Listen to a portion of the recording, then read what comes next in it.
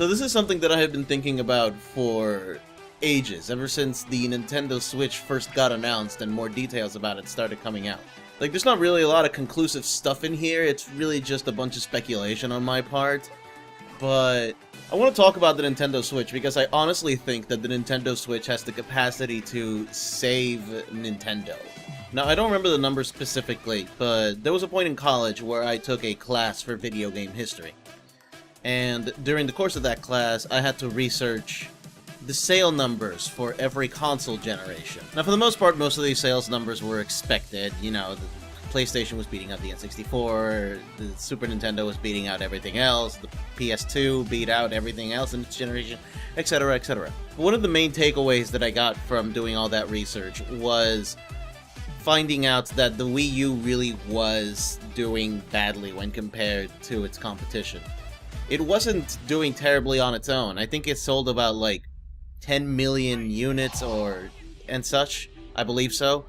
But the Xbox One and the PlayStation 4 were selling up to like 50 million, like 100 million. Like they were definitely doing way better than the Wii U, and that was kind of the problem. So the main question here is, why? The Wii U is a fun console, there's a bunch of fun games for it, but the main problem that I thought about when thinking about the Wii U was the fact that both the Wii and the Wii U's main gimmick as a console involved something that changed the way you played the game. Like, it straight up changed the gameplay. And you know, you can make an entire different argument on whether motion controls were a good thing or a bad thing, and that's an entirely different video altogether.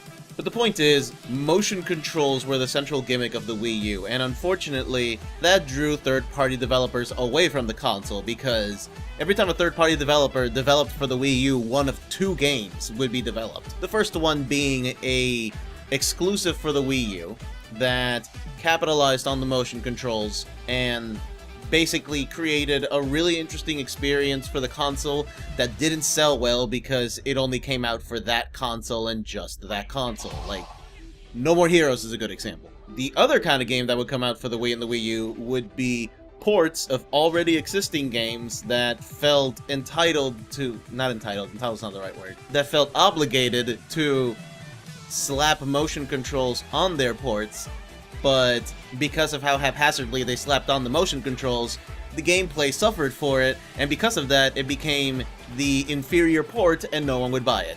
So because of that, the Wii and the Wii U only survived off of mostly first-party titles, and there weren't that many third-party exclusives or support at all. But that's part of why I think the Nintendo Switch can actually save Nintendo on this regard, because the main gimmick for the Nintendo Switch doesn't interfere with gameplay. Like, yeah, there's still some motion controls, and, you know, say whatever you want about that, but the main gimmick for the Switch is portability. It's being able to carry the console around with you.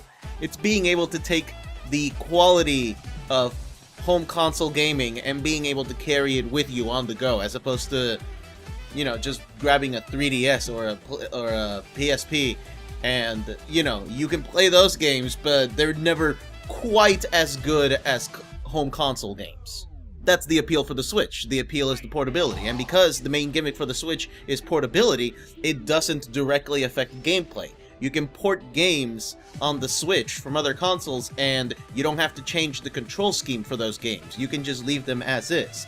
So, suddenly, buying the Nintendo version of a video game doesn't mean that it's going to come tacked on with a different control scheme that makes it more frustrating because the developers didn't do it right. You can just play it normally. It's normal controls.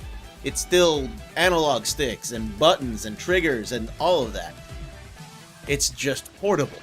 So specifically because of that, I think that that'll draw a lot of third-party developers back to Nintendo, that they'll want to develop for the Switch, because when they port games to the Switch, it'll be a lot easier. But also, when they develop unique games for the Switch, they don't really have to account for a different gameplay style. I mean, they can. There's still some motion controls in there, like, you know, ARMS is basically Wii boxing. But because the main gimmick of the Switch doesn't directly interfere with how you play the games, what buttons you press, gameplay, because of that, I think the Switch can genuinely save Nintendo. I mean, do you agree with anything that I said? Do you disagree? Do you think that the Switch is going to, you know, have Nintendo go down in flames or whatever? Do you think that, you know, maybe it's not that big of a deal? Maybe it's just another stepping stone for another console? I mean, let me know in the comments. You know, we can talk about it.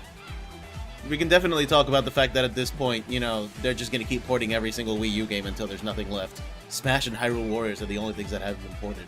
But anyway, thank you for listening. This is XTRSunburn, and I'll see you guys later.